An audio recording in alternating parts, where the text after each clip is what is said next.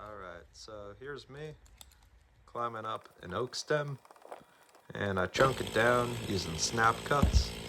A snap cut is basically where you make a straight line for your front cut, and then for your back cut you come in just slightly above it, overlapping the cuts just a bit, so that when you push it off, it sort of snaps off in the direction you're pushing.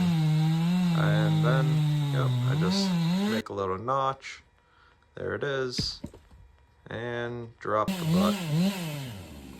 Pretty easy, pretty simple, pretty fun. I like doing stems.